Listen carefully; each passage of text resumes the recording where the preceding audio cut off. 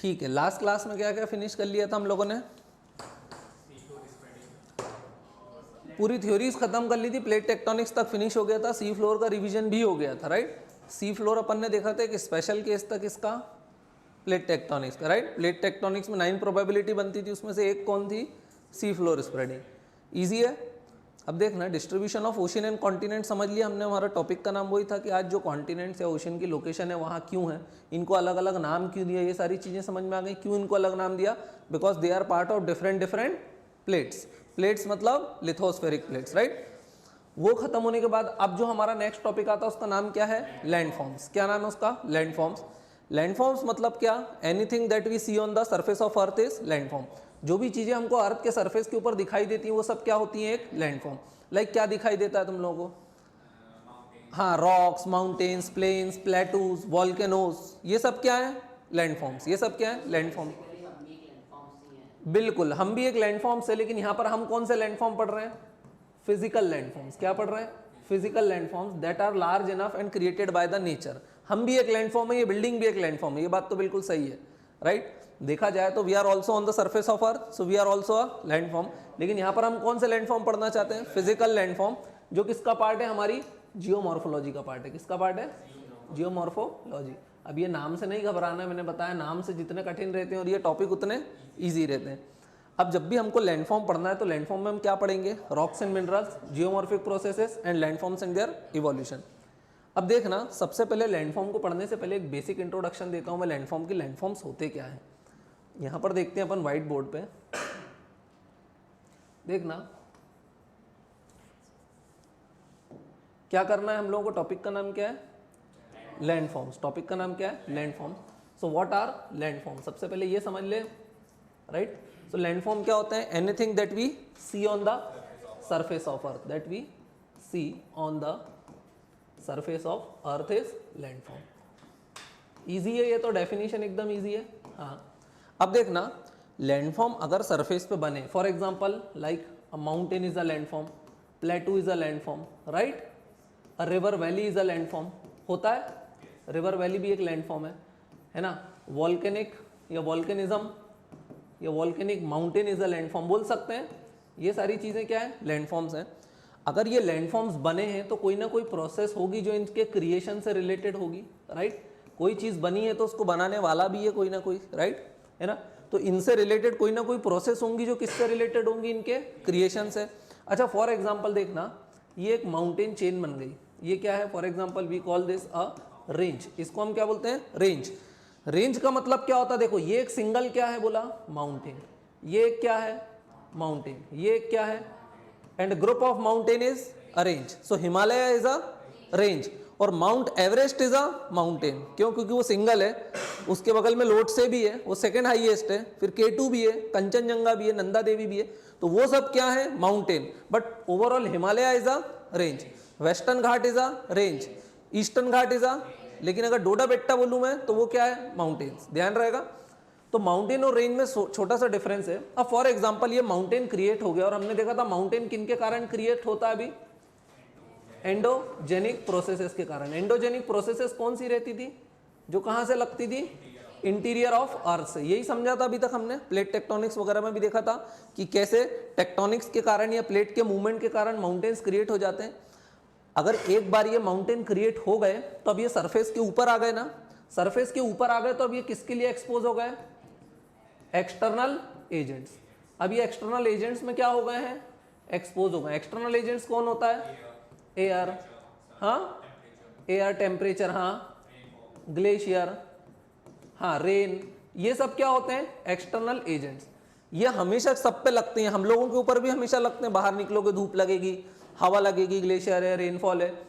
इन लोगों का काम क्या होता है? इन लोगों का काम क्या होता है? इरोजन का। इन लोगों का काम क्या होता है? इरोजन का। मतलब ये किसी भी चीज को क्या करना चाहते हैं? खराब करना चाहते हैं। अब अगर माउंटेन बन गया है और उसकी हाइट बढ़ रही है, इसका मतलब क्या है कि endogenic forces stronger than exogenic process, यही बोल सकते हैं। और अगर कोई माउंटेन की हाइट घट रही है, व्हाट डज इट मीन? कि exogenic is stronger than endogenic. तो देखना, जब भी हम लैंडफॉर्म को पढ़ते हैं तो सबसे पहले हमको एक टॉपिक समझना पड़ता है जिसका नाम है जियोमॉर्फिक प्रोसेसेस। क्या नाम है उसका? Geomorphic processes. अब ये जियोमॉर्फिक प्रोसेसेस क्या होती हैं?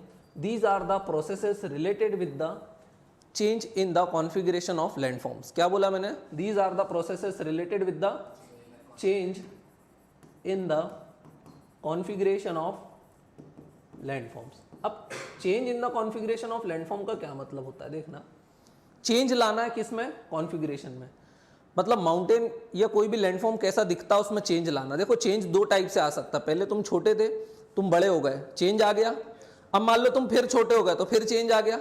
सो चेंज मतलब हो सकता है वो बढ़ जाए, हो सकता है वो घट जाए, हो सकता है फैल जाए, हो सकता है वो श्रिंक कर जाए। ये सारी चीजें चेंज में आएंगी। So change in the configuration मतलब कैसा वो लैंडफॉर्म दिखाई देता, अगर उसमें चेंज आ गया तो हम क्या बोलेंगे? कौन सी प्रोसेस लग गई? Geomorphic processes. अच्छा, किसी भी लैंडफॉर्म के कॉन्फ़िगरेशन में चेंज दो प्रोसेसेस से आ सकता है। वो दो प्रोसेसेस कौन सी हैं? Two processes are responsible. और वो कौन सी हैं दो प्रोसेसेस? हाँ, 1 and 2। पहली तो है हमने देखी जो बनाती है, उसका नाम क्या है? एंडोजेनेटिक या फिर एंडोजेनिक प्रोसेसेस बोल सकते हैं हम। हाँ, और दूसरी है जो उसमें बाद में इरोजन वगैरह करके उसको चेंज करती है, जिसको हम क्या बोलते हैं? एक्सोजेनिक या एक्सोजेनेटिक प्रोसेसेस। तो यही दो प्रोसेस हैं that are responsible for bringing change in the configuration of landform. अच्छा, यही प्रोसेस होंगी जो बनाती भी हैं, यही प्रोसेस होंगी जो बिगाड़ती भी हैं, राइट? फॉर एग्जाम्पल अगर मैं बात करूं कोई भी एक लैंडफॉर्म की, एक लैंडफॉर्म है मेरे पास जिसका क्या बोलता हूं मैं? माउंटेन्स। एक लैंडफॉर्म है मेरे पास, उसका नाम क्या है? माउंटेन्स। माउंटेन्स में दो प्रोसेस होती हैं, वो क्रिएट होते हैं और फिर वो इरोड होते हैं। देखो दिल्ली भी एक माउंटेन, दिल्ली में भी एक माउंटेन है, क्या नाम है उसका? अरावलीज। क्या नाम है? पूरे राजस्थान में भी ये गुजरात से स्टार्ट होता है, राजस्थान गुजरात फिर है ना पंजाब हरियाणा तक जाता है, उसका नाम क्या है? अरावलीज।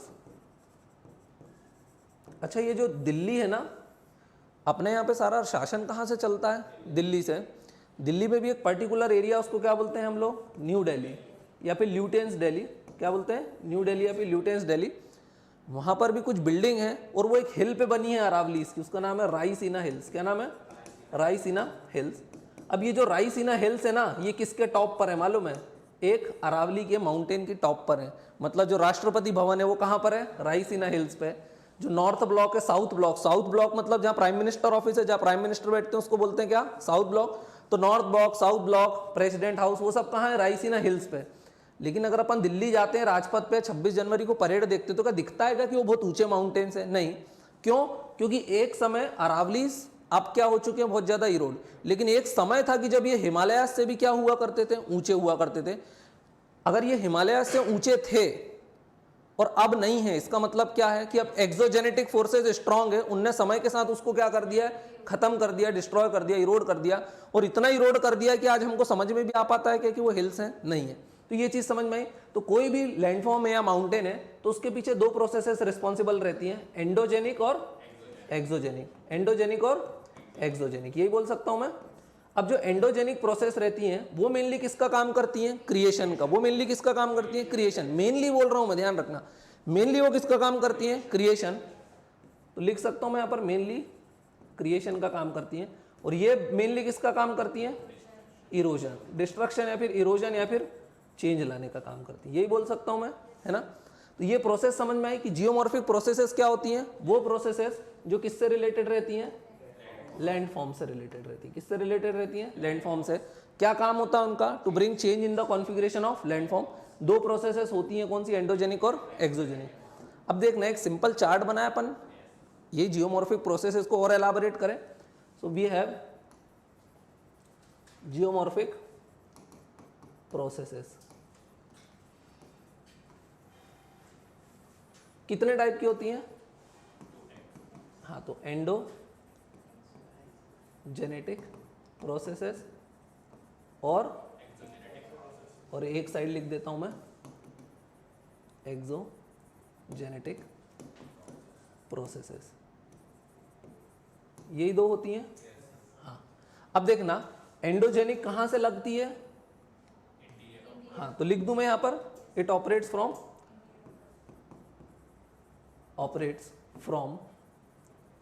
इंटीरियर ऑफ अर्थ, यही बोल सकता हूं। इनका मेनली काम क्या होता है? Creation of landform. They are mainly related with the creation of landforms, बोल सकता हूं। अब देखना, जो प्रोसेस अंदर से लगती हैं वो दो टाइप से लग सकती हैं। कितने टाइप से लग सकती हैं? दो टाइप से लग सकती हैं, 1 एंड 2 बोल सकता हूं। एक हो सकती हैं जो काफी स्लो लगे, कैसी लगे? स्लो प्रोसेसेस लगे। कैसी हो वो? स्लो, एकदम धीरे धीरे लगे। कुछ होती हैं जो एकदम फास्ट होती हैं, जिसको हम बोलते हैं सडन। तो slow processes and sudden processes. अब आप बोलोगे स्लो प्रोसेस कौन सी होती है और सडन प्रोसेस कौन सी होती है? देखना, स्लो प्रोसेस का एक और नाम होता है, उसको बोलते हैं डायस्ट्रोफिज्म। क्या बोलते हैं? डायस्ट्रोफिज्म। क्या बोलते हैं? डायस्ट्रोफिज्म। स्लो प्रोसेस मतलब जो लाखों, हजारों, लाखों साल लग जाती है लगने में। फिज्म, PHISM, फिज्म, डायस्ट्रोफिज्म। अब देखना, एंडोजेनिक प्रोसेसेस दो टाइप की हैं, स्लो एंड सडन। अच्छा, अर्थक्वेक आता है तो वो किसके कारण आता है? एंडोजेनिक के कारण या एक्सोजेनिक के कारण? एंडोजेनिक। कुछ अर्थ के अंदर होता है, अर्थ के अंदर जो प्रोसेस लगती है वो क्या होती है? एंडोजेनिक। अर्थक्वेक आता है तो वो स्लो होता है या सडन होता है? सडन होता है। मतलब अर्थक्वेक तो कहां आएगा? सडन। अच्छा, वॉल्केनिज्म कैसा होता है?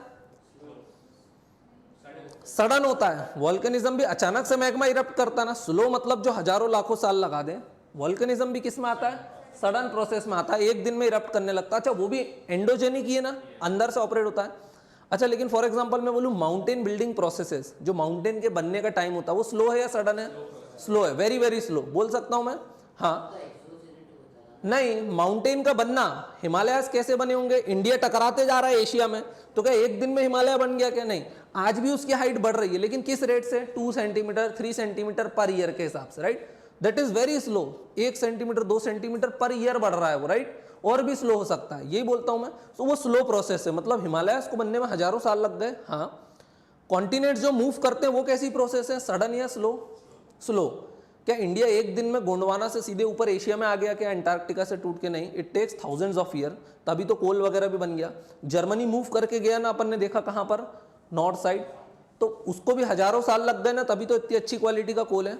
तो मतलब दो प्रोसेसेस ऐसी हैं जो कैसी हैं? Slow, like movement of continent and creation of mountains. ये प्रोसेसेस स्लो हैं, तो इनको मैं कहां डाल दूंगा? यहां पर डाल दूंगा। तो जो प्रोसेसेस माउंटेन के क्रिएशन से रिलेटेड रहती है उनको हम बोलते हैं ओरोजेनिक प्रोसेसेस। क्या बोलते हैं? Orogenic processes. क्या बोलते हैं? Orogenic processes. ओरो का मतलब क्या होता है? माउंटेन। ओरो का मतलब क्या होता है? माउंटेन। ओरो मतलब माउंटेन्स। सो ओरो means a mountain and genetic processes means related with the creation. So the processes related with the creation of mountains are orogenic processes. बोल सकता हूं। दूसरी प्रोसेस है एपिरोजेनिक। दूसरी प्रोसेस कौन सी है? एपिरोजेनिक। एपिरो का मतलब क्या होता है? एपिरो मीन्स अ कॉन्टिनेंट। एपिरो का मतलब क्या होता है? Continent. So the processes related with the movement और क्रिएशन ऑफ कॉन्टिनेंट इज एपिरोजेनेटिक। ध्यान रहेगा, सिर्फ नाम है उनके खतरनाक, ओरोजेनिक और एपिरोजेनिक। ओरो मतलब माउंटेन्स, ध्यान रहेगा, ओरो मतलब, और एपिरो मतलब, so the processes related with the continents are epeirogenetic. ध्यान रहेगा, इजी है। तो ये स्लो प्रोसेस खत्म करिए। अब मैं आ जाऊं किस पे? सडन पे। अब सडन प्रोसेस दो टाइप की हो सकती हैं, अभी मैंने बताया कौन कौन सी। एक होती है अर्थक्वेक और एक होती है वोल्केनिज्म या फिर वोल्केनिक इरप्शन। दोनों चीजें सही है, वोल्केनिज्म या फिर वोल्केनिक इरप्शन। अच्छा, वोल्केनिज्म जब होता है तो आप बोलोगे उससे लैंडफॉर्म बनता है क्या? लैंडफॉर्म का मतलब क्या होता है? ये प्रोसेसेस किससे रिलेटेड रहती हैं? लैंडफॉर्म से रिलेटेड रहती हैं। सो वोल्केनिज्म से भी कोई लैंडफॉर्म बनता है क्या? हाँ, हाँ बनता है। वोल्केनिज्म हुआ, बार बार हुआ तो हो सकता है वोल्केनिक माउंटेन बन जाए। इंडिया पूरा किससे बना है? वोल्केनिज्म से ही बना है। प्लेटू बन गया है ना। सो माउंटेन बन सकता, प्लेटू बन सकता, और माउंटेन और प्लेटू भी क्या है? अपने आप में लैंडफॉर्म है। अच्छा, अर्थक्वेक से कैसे लैंडफॉर्म पे इंपैक्ट आता है? हो सकता है अर्थक्वेक से लैंडस्लाइड हो जाए, तो माउंटेन में क्या हो गई? लैंडस्लाइड, तो उसकी हाइट कम हो गई, तो चेंज आ गया। तो वो कौन सी प्रोसेस कहलाई? Geomorphic process, because it brings change in the configuration of landforms. ये डेफिनेशन दी ना मैंने इसकी। और ये कितने टाइप से हो सकती हैं? एंडोजेनिक और एक्सोजेनिक। एंडोजेनिक कहां से ऑपरेट करती हैं? From interior of earth. बोल सकता हूं, इजी है ना। एंडोजेनिक फिनिश हुई। दूसरी कौन सी है? Exogenetic processes. एक्सोजेनेटिक मतलब ये कहां से ऑपरेट करती है? इसको थोड़ा सा साइड मूव करता हूं। एक्सोजेनेटिक प्रोसेसेस कहां से ऑपरेट करती है? देखना, इट ऑपरेट्स फ्रॉम एक्सटीरियर। ये कहाँ से ऑपरेट करती है? एक्सटीरियर मतलब अंदर से लगती है नहीं, बाहर से लगती है। किसके थ्रू लगती है? थ्रू जिन एजेंट्स के थ्रू लगती है उनको हम क्या बोलते हैं? एक्सटर्नल एजेंट्स, क्योंकि वो कहाँ वर्क करते हैं? बाहर वर्क करते हैं। अच्छा ये बताना, क्या क्रस्ट के अंदर हवा जा पाती है? क्या क्रस्ट के अंदर हवा जा पाती है? तो वो उसको इम्पैक्ट करती है। हवा कब अपना रंग दिखाती है? जब कोई भी लैंडफॉर्म सरफेस के ऊपर आता है, राइट? यही होता है ना। हाँ, धूप कब वर्क करेगी? जब चीजें ऊपर आएंगी। ग्लेशियर कब वर्क करेगा? जब चीजें ऊपर आएंगी। विंड कब वर्क करेगी? जब चीजें ऊपर आएंगी। तो ये किसके थ्रू वर्क करते हैं? External agents. एक्सटर्नल एजेंट्स कौन है? एयर। और मूविंग एयर को हम क्या बोलते हैं? विंड। फिर सनलाइट, सनलाइट को हम क्या बोलते हैं? सनलाइट। सनलाइट या फिर बोल सकते हैं टेम्परेचर, बोल सकते हैं सनलाइट के थ्रू टेम्परेचर लगता। और ग्लेशियर, हाँ रेनफॉल। रेनफॉल को वैसे क्या बोलते हैं हम लोग? ज्योग्राफी के वर्ड में क्या बोलते हैं रेनफॉल को? प्रिसिपिटेशन। क्या बोलते हैं? प्रिसिपिटेशन। ध्यान रहेगा। So these are external agents. ये किसका काम करते हैं? मेनली चेंज या हाइट कम करने का काम करते हैं। मेनली किसका काम करते हैं? इरोजन का काम करते हैं। किसका काम करते हैं? They work mainly for erosion. ये मेनली किसका काम करते हैं? इरोजन का करते हैं। अब ये जो एक्सटर्नल एजेंट्स है ना, ये जो एक्सटर्नल एजेंट्स हैं, अभी तो मैं एक्सटर्नल एजेंट्स लिख रहा हूं, बट ज्योग्राफी में इनको बोलते हैं डेन्यूडेशनल एजेंट्स। क्या बोलते हैं? डेन्यूडेशनल एजेंट्स। क्या बोलते हैं? डेन्यूडेशनल एजेंट्स। अब ये जो एक्सोजेनेटिक प्रोसेसेस है, देखो एंडोजेनिक दो थी, स्लो और सडन। स्लो को क्या बोला था अपन ने? डायस्ट्रोफिज्म। और सडन बोले तो एकदम स्पीड से जो अर्थक्वेक और वोल्केनिज्म। अब जो एक्सोजेनेटिक प्रोसेसेस है ना, ये भी 4 प्रोसेसेस का कॉम्बिनेशन है। कितनी प्रोसेसेस का है? 4 प्रोसेसेस का कॉम्बिनेशन है। अब देखना वो कौन सी प्रोसेसेस है, उनको हम बोलते हैं प्रोसेस ऑफ डेन्यूडेशन या फिर डेन्यूडेशनल प्रोसेसेस। इसको दूसरे पेन से लिख दूं क्या? इसको इस कलर के पेन से लिख देता हूं। ये जो एक्सटर्नल प्रोसेसेस हैं वो जिसके थ्रू लगती हैं उसको हम क्या बोलते हैं? डेन्यूडेशनल प्रोसेसेस। क्या बोलते हैं? डेन्यूडेशनल प्रोसेसेस। ध्यान रहेगा। अब डेन्यूडेशनल प्रोसेसेस कितनी हैं? 4 टाइप की हैं। कितने टाइप की? 4 टाइप की। अभी समझ में आ जाएगा, डोंट वरी। अब डेन्यूडेशनल प्रोसेसेस देखना कितने टाइप की हैं। They are of 4 type, 1 2 3 and 4। लिख सकता हूं मैं ऐसे ही। पहली प्रोसेस को हम क्या बोलते हैं? सबसे पहले क्या होती है? वेदरिंग। अभी समझाता हूं क्या होती है ये। सबसे पहली प्रोसेस क्या है? वेदरिंग। फॉर एग्जाम्पल आपको किसको इरोड करना है? अपन एक माउंटेन ले लें। So we want to erode this mountain ridge. इसको क्या करना है? अपने को इरोड करना है। अच्छा, इरोड कौन करेगा? हवा करेगी, लाइट करेगी, ग्लेशियर करेगा, रेनफॉल करेगी। तो क्या ऐसा होगा कि एक बार में हवा का झोंका है और पूरा पहाड़ उड़ा के ले गया? ऐसा होगा क्या? पूरा पहाड़ ले जा सकती है हवा एक बार में, 1 शॉट में? नहीं। क्या होगा? इस पर रोज सनलाइट पड़ेगी। रोज इस पर धूप पड़ेगी तो एक्सपांड करने की कोशिश करेगा, है ना। फिर रात में ठंडा हो जाएगा तो श्रिंक करेगा, फिर दिन में एक्सपांड करेगा। और बार बार रिपीटेड एक्सपांशन और श्रिंकिंग से क्या हो जाएंगे इसमें? डेवलप क्रैक्स आ जाएंगे टॉप पे। हाँ, अब उस पर पानी गिरने लग गया अचानक से तो और रॉक्स टूटना शुरू हो जाएंगे धीरे धीरे। और वो रॉक्स छोटे छोटे रॉक्स बन जाएंगे और धीरे धीरे किसमें कन्वर्ट होंगे? वो सॉइल में। हो सकता है ऊपर से एक नदी निकल के आ रही हो तो वो अब मिट्टी को लेके नीचे आ गई तो इसकी हाइट क्या होना शुरू हो जाएगी? कम होना शुरू हो जाएगी। तो एक दिन में होता है क्या ये सब काम? नहीं। सबसे पहले क्या होती है? वेदरिंग। वेदरिंग का मतलब होता है on site disintegration of a landform. क्या होता है? On site disintegration. On site मतलब ये पहाड़ पे जब धूप पड़ी, पानी पड़ा तो ये वहीं टूटा। इसको आपने घर लाके तोड़ा क्या? ये अपनी जगह पर ही टूट गया, जिसको बोलते हैं ऑन साइट। उसकी जगह पर ही टूट जाना, या फिर बोलते हैं इन सीटू। क्या बोलते हैं? In situ. In situ. In situ का मतलब क्या होता है? On site. ध्यान रहेगा। सो वेदरिंग मतलब on site disintegration. On site disintegration of what? Landform. ये क्या बनाई थी मैंने? This is a mountain range. बोल सकता हूं? हाँ। तो पहले हो गया वेदरिंग, है ना। अब देखना, जब वेदरिंग हुई, वेदरिंग का मतलब ये टाइल्स का अपनी जगह पर टूट जाना। ये टूट गई। अब इसमें मैं जोर से, देखो मैंने हथौड़ा मार मार के टाइल्स को तोड़ दिया। अब मैं इस पर पानी बहाऊंगा तो अब ये शायद टाइल्स बहने लग जाएगी मिट्टी बन के। हाँ, लेकिन अगर मैं ऐसे पानी डालूंगा तो बहेगी क्या? नहीं। पहले हो गई वेदरिंग। अब दूसरी स्टेज आती है जिसको हम बोलते हैं इरोजन। क्या बोलते हैं? इरोजन का मतलब होता है डिक्रीज इन बिल्कुल elevation. Decrease in elevation. Elevation मतलब बोले तो हाइट। बोल सकते हैं एलिवेशन मतलब हाइट। अब डिक्रीज इन एलिवेशन का मतलब क्या, देखो पहले ये ऑन साइड डिसइंटीग्रेशन होगा, अपनी जगह पर टूट गया, अब धीरे धीरे नदी इसको अपना रंग दिखाने लग जाएगी। हाँ, तो अब ये क्या होने लग जाएगा, धीरे धीरे इसकी हाइट क्या हो जाएगी, कम। लोअरिंग इन एलिवेशन और डिक्रीज इन एलिवेशन और decrease in height is erosion. अच्छा, इरोजन कब होगा, जब sediments one place to another move करेंगे, राइट। पानी, नदी इसके सेडिमेंट्स को ऊपर से नीचे लेके जाएगी, तो इरोजन कब होगा, जब क्या होगा, ट्रांसपोर्टेशन होगा ना। सो इरोजन और ट्रांसपोर्टेशन हमेशा साइड बाय साइड चलेंगे। अच्छा, अगर नदी किसी भी सेडिमेंट्स को एक जगह से दूसरी जगह ले जा रही तो कब तक ले जाएगी, जब तक उस रिवर में स्पीड है। हवा मान लो यहाँ से मिट्टी को उड़ा के लेके गई इसके टॉप पे से, तो क्या लाइफ टाइम उसको हवा में ही रखेगी, कहीं ना कहीं उसको क्या कर देगी, डिपॉजिट कर देगी ना, छोड़ देगी ना। हो सकता है भाई आंधी का धूल तूफान चला, वहां की मिट्टी आके यहाँ रुक गई, यही होता है। हाँ, तो अगर ट्रांसपोर्टेशन हुआ है तो फिर क्या होगा, डिपोजिशन। तो ये जो तीन प्रोसेस है, इरोजन, ट्रांसपोर्टेशन एंड डिपोजिशन, ये हमेशा क्या चलती हैं, साथ साथ चलती हैं। इजी है, समझ में आया। अच्छा, फिर से देखना, orogenic means related with the creation of mountain और epeirogenic means related with the creation of continents, है ना। या फिर इसको बोल सकते हैं टेक्टोनिक्स मूवमेंट, बोल सकते हैं। इजी है ना। अब जल्दी से देखो क्या करा हमने, क्या देखा हम लोगों ने, geomorphic process, right. Geomorphic process मतलब processes related with the creation of landform, बोल सकते हैं। What they do, they bring change in the configuration of landform. दो टाइप की हो सकती हैं, पहला टाइप है एंडोजेनिक, दूसरा टाइप है एक्सोजेनिक। एंडोजेनिक कहाँ से ऑपरेट करती हैं, operates from interior of earth. Exogenetic कहाँ से ऑपरेट करती हैं, एक्सटीरियर ऑफ अर्थ से। एंडोजेनिक का मेनली काम क्या होता है, क्रिएशन ऑफ लैंडफॉर्म्स। दो टाइप की हो सकती हैं, स्लो और सडन। स्लो को एक और नाम से जानते हैं, क्या बोलते हैं, डायस्ट्रोफिज्म। क्या बोलते हैं, डायस्ट्रोफिज्म। स्लो दो टाइप की होती हैं, कॉन्टिनेंट और माउंटेन।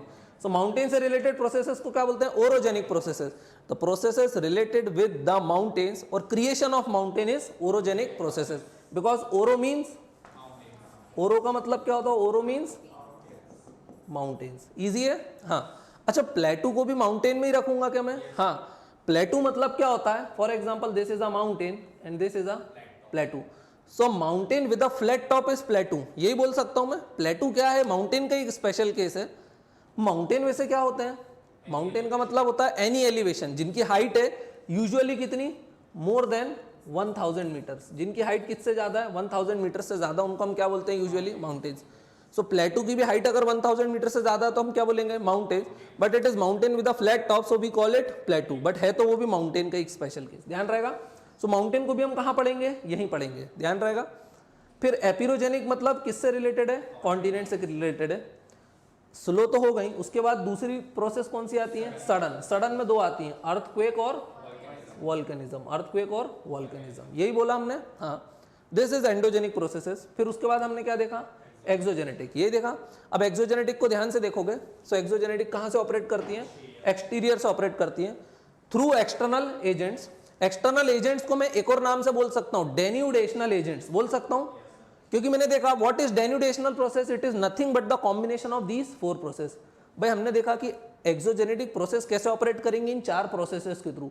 अब इन 4 प्रोसेसेस को बार बार लिखोगे क्या एग्जाम में, तो इन चारों को मिला के एक नाम दे दिया, क्या बोला, डेन्यूडेशनल प्रोसेसेस। क्या नाम दे दिया, डेन्यूडेशनल प्रोसेसेस। और ये जो एक्सटर्नल एजेंट्स थे इनको एक और नाम दे दिया, ये जो एक्सटर्नल एजेंट्स थे इनको एक और नाम दे दिया, इनको क्या बोल दिया, डेन्यूडेशनल एजेंट्स। क्या नाम दे दिया इनको, denudational agents. So what are denudational agents, external agents, right. Easy है ना। वापस इसको यहीं जमा देता हूं, ये हो गया। फिर डेन्यूडेशनल प्रोसेसेस में 4 थी, weathering, erosion, transportation and deposition. Easy है। Weathering means on site disintegration, on site disintegration. On site मतलब इन सीटू। जैसे देखना, इन सीटू का मतलब क्या होता है, टाइगर है, टाइगर को मुझे कंजर्वेशन करना है। टाइगर का 2 तरीके हो सकते हैं, या तो मैं उसको जंगल में नेशनल पार्क बना के ही करूं, या तो मैं उसको जू में ले आऊं।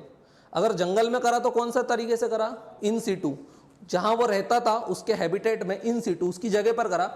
जू में ले आया मैं, तो क्या टाइगर जू में रहता था, नहीं, वो तो मैं ले आया उसको, तो ये कौन सा कंजर्वेशन हुआ, एक्स सीटू। कौन सा हुआ, एक्स सीटू।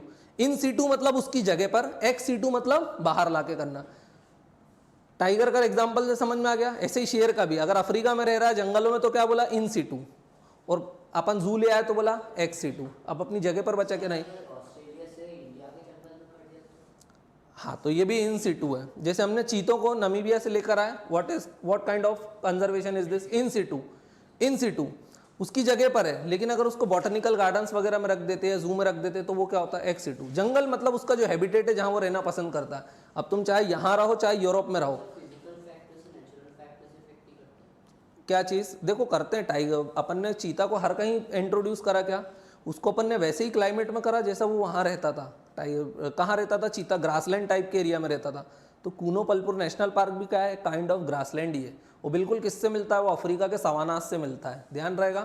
तो अपन ने उसको बिल्कुल वहीं इंट्रोड्यूस करा जैसी जगह पर वो रहता था। ऐसा नहीं है कि उसको टाइगर के साथ लाके कोई घने जंगल या हिमालय के ऊपर नहीं छोड़ा है, जैसे क्लाइमेट में वो था उसको वहीं छोड़ा है। अगर दूसरी जगह छोड़ते तो रह पाता क्या जिंदा? नहीं रह पाता। क्यों? क्योंकि वो अडाप्ट नहीं कर पाता इतनी जल्दी, राइट। फिर हमने 4 प्रोसेस देखी। पहले देखी वेदरिंग, ऑन साइड डिसइंटीग्रेशन। दूसरा देखा erosion. Erosion means decrease in elevation. Decrease in height को हम क्या बोलते हैं? इरोजन। बार बार नाम सुना ना, इरोजन इरोजन, अब मतलब समझ में आया? इरोजन होता है तो साथ साथ क्या होता है? ट्रांसपोर्टेशन। इरोजन कब होगा? जब sediments one place to another move करेंगे, दैट इज ट्रांसपोर्टेशन। और ट्रांसपोर्टेशन होगा तो उसके साथ साथ डेफिनेटली क्या होगा? डिपोजिशन होगा। ये समझ में आया? So this is geomorphic processes. ये कौन सी प्रोसेसेस देखी अपने? Geomorphic processes. इजी थी। क्या देख रहे थे हम? लैंडफॉर्म्स। हमारे टॉपिक का नाम क्या है? Landform. That we see on the surface of earth. Anything that we see on the surface of earth is landform. Like plateau, river valley, mountain, volcanic, ये वो वॉल्केनिज्म वगैरह। 2 टाइप की थी, एंडोजेनिक और एक्सोजेनिक। बोल सकते हैं 2 प्रोसेस थी, एंडोजेनेटिक और एक्सोजेनेटिक। फिर उसके बाद हम लोगों ने चार्ट वगैरह उसका देख लिया। ये सभी को समझ में आया? ये सभी को समझ में आया? वापस यहीं आ जाए हम लोग। हाँ, समझ में आ गया ना? अब आगे चलते हैं। क्या हुआ, हंसते क्यों? अरे कैमरे की लिमिट रहती है यार, उसके आधे घंटे की लिमिट है। अच्छा वैसे बताओ ये लिमिट क्यों लगा दी कैमरे के ऊपर? ये इसका आंसर पता, बड़ा इंटरेस्टिंग आंसर है। ये जो कैमरा है अपना, इस पर 30 मिनट्स की लिमिट है। वाई? हाँ, गरम वरम कुछ नहीं होता। गरम होता तो मैंने तो फिर चालू कर दिया उसको। गरम होना होता तो फिर तो चलाने से क्या, उसकी 2 बैटरी है अपने पास, 3 बैटरी है, कंटिन्यूस चलता है वो तो 7-7, 8-8 घंटे। ऐसा क्यों? क्योंकि यूरोप में एक रूल आया था कि वीडियो कैमरा पे हम टैक्स ज़्यादा लेंगे। किस पे ज़्यादा टैक्स लेंगे? वीडियो कैमरा पे, मतलब जो वीडियो शूटिंग के काम आता है। तो कंपनियों ने बोला, लेकिन यूरोपियन कंट्रीज ने बोला कि जो कैमरा 30 मिनट से कम की रिकॉर्डिंग करते हैं हम उनको वीडियो कैमरा की कैटेगरी में नहीं डालेंगे। तो उन्होंने इसमें 29 मिनट 59 सेकेंड की क्या कर दी? लिमिट डाल दी। तो अब ये क्या बन गया? ये वीडियो कैमरा है क्या? नहीं, ये कैम रिकॉर्डर है, DSLR बोला इसको। बोले वीडियो कैमरा नहीं, वीडियो रिकॉर्ड नहीं कर सकता। क्यों? क्योंकि इसमें 30 मिनट से कम की रिकॉर्डिंग होती। तो टैक्स से बच गया ना ये। तो ये इसकी कहानी है। पर ये अपने को कितना दिक्कत देता है, राइट। नहीं तो कंटिन्यूस रिकॉर्ड करता रहता तो फिर कोई प्रॉब्लम जाती क्या? नहीं। चलो ये समझ में आ गया, छोड़ो ये कहाँ पहुंच गए अपन। अब अपन क्या देख रहे थे? लैंडफॉर्म। लैंडफॉर्म में अपन ने ये प्रोसेसेस को पूरा समझ लिया, जियोमॉर्फिक प्रोसेसेस। समझ में आ गया? अपने को समझ में आया? कितने %? पूरा आ रहा है आज तो, मेरे को भी पूरा। यश को? हाँ ठीक है, 100%, वेरी गुड।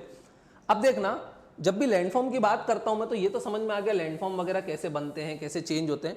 बट अगर पूछूं लैंडफॉर्म किससे बने हुए हैं? लैंडफॉर्म मतलब क्या होता है?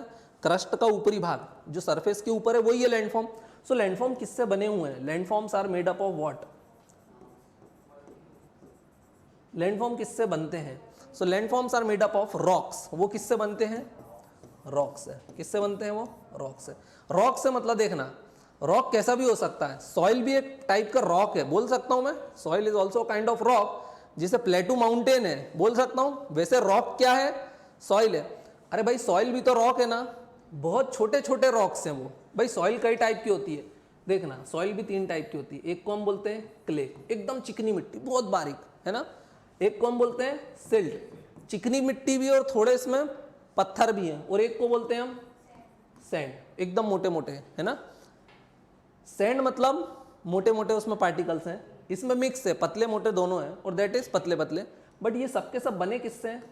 रॉक से।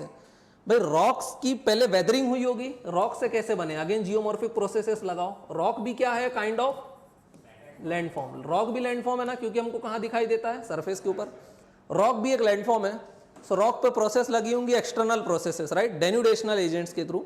सबसे पहले इस पर धूप वगैरह आई होगी, बेचारा वीक हो गया होगा, कमजोर हो गया होगा, टूट गया होगा, बार बार पानी वानी गिरा उस पर, रोज धूप पड़ी, हवा लगी, तो किस में कन्वर्ट हो गया वो? सॉइल में। हाँ, अब डिपेंड करता है उसकी एज कितनी है। अगर बहुत पुराना है तो क्या बन जाएगा?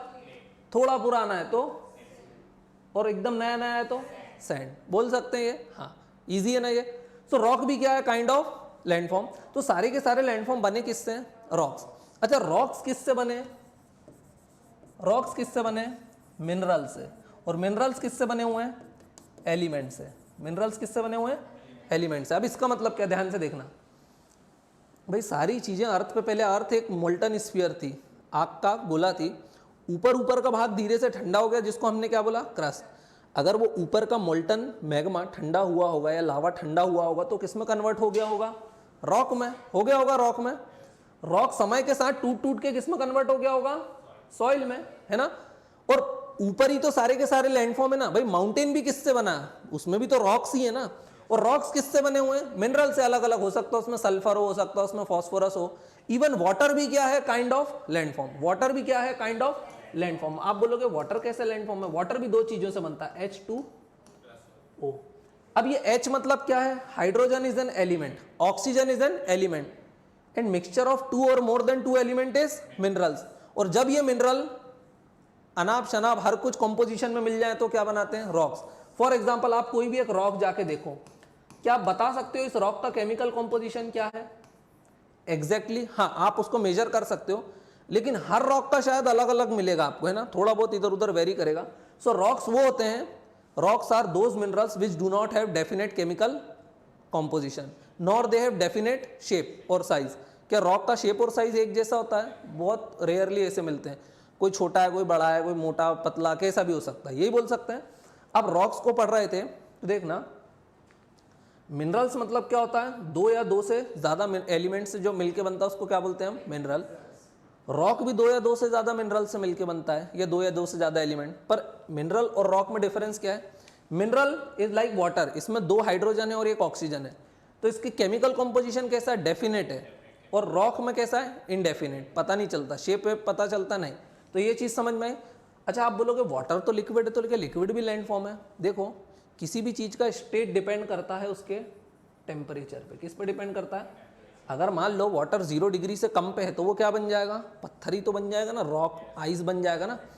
अगर आप आयरन को भी 5000 6000 डिग्री सेल्सियस पे गर्म कर दोगे तो ये भी क्या हो जाएगा? मेल्ट। तो किसी भी चीज का स्टेट किस पे डिपेंड करता है? उसके टेम्परेचर पे डिपेंड करता है। ध्यान रहेगा, इजी है। So ice is also a landform, बोल सकते हैं। हाँ, अब सबसे पहला टॉपिक हम कौन सा पढ़ेंगे? Rocks and minerals. कौन सा पढ़ेंगे? Rocks and minerals. अरे यार, हमारी तो आज ये लास्ट स्लाइड हो गई है। चलो ठीक है, कोई बात नहीं, अपन ब्लैंक स्लाइड पे ही समझे इसको। ये वाली मेरी 65 स्लाइड ही हो गई, ठीक है, इसलिए ये नेक्स्ट आगे जा ही नहीं रहा था, पीछे ही आ रहा था। अच्छा चलो, एक क्वेश्चन कर लो, अपन आज की क्लास को रोकते हैं। एक क्वेश्चन कर लो, ये वाला कर लिया था क्या कल अपन ने? नहीं किया था, तो इसको कर लो, फटाओ जल्दी से इसका आंसर। कॉन्टिनेंटल ड्रिफ्ट थ्योरी पे अपन ऑलरेडी कर चुके हैं इसको।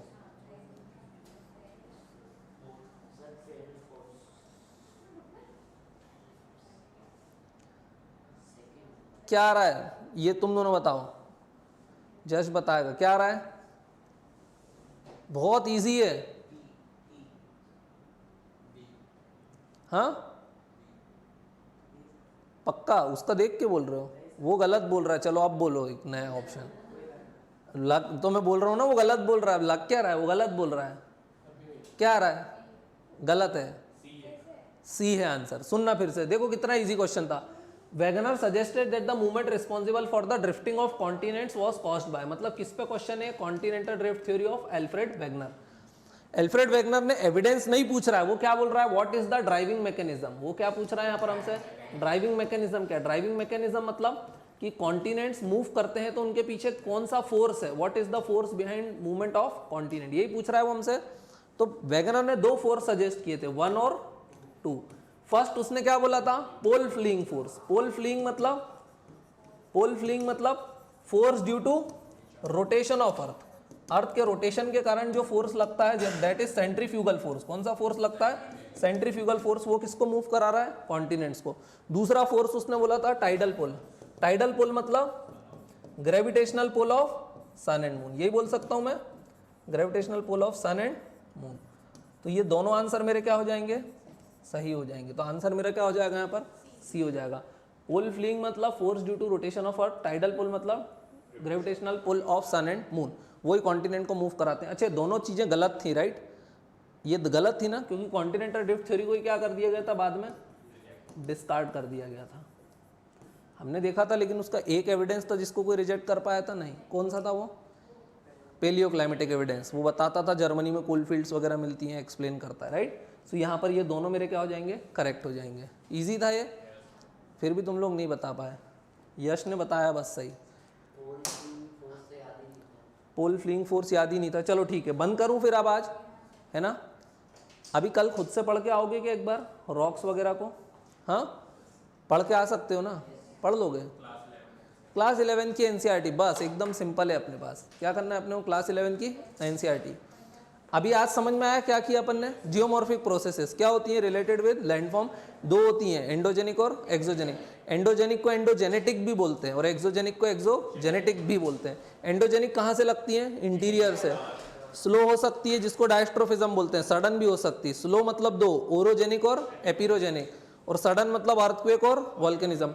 अच्छा, अब जो अपने टॉपिक पढ़ेंगे अपन आगे, वो बिल्कुल इसी सीक्वेंस में चलेंगे। देखना, जियोमॉर्फिक प्रोसेस फिनिश करना है, उसमें सबसे पहले अपन स्लो प्रोसेस पढ़ेंगे। स्लो प्रोसेस में पढ़ेंगे ओरोजेनिक, मतलब हमारा कौन सा टॉपिक निकल के आएगा, माउंटेन्स, पूरे माउंटेन्स करेंगे हम। हाँ, कॉन्टिनेंट्स हम कर चुके हैं ऑलरेडी, प्लेट टेक्टोनिक्स में, कॉन्टिनेंटल ड्रिफ्ट थ्योरी में, सी फ्लोर स्प्रेडिंग में, कॉन्टिनेंट्स का काम खत्म हो गया है। हाँ, फिर हम सडन में आएंगे तो अर्थक्वेक देखेंगे, अर्थक्वेक पढ़ चुके हैं क्या हम ऑलरेडी, हाँ। तो फिर नेक्स्ट कौन सा टॉपिक आता है, वोल्केनिज्म, मतलब वोल्केनिक माउंटेन्स वगैरह, वोल्केनिक लैंडफॉर्म पढ़ेंगे।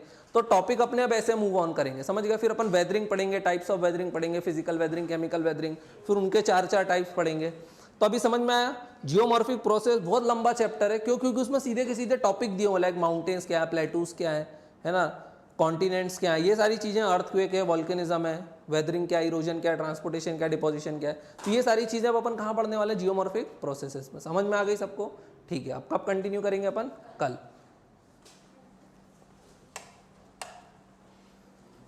एसी का रिमोट कहाँ है।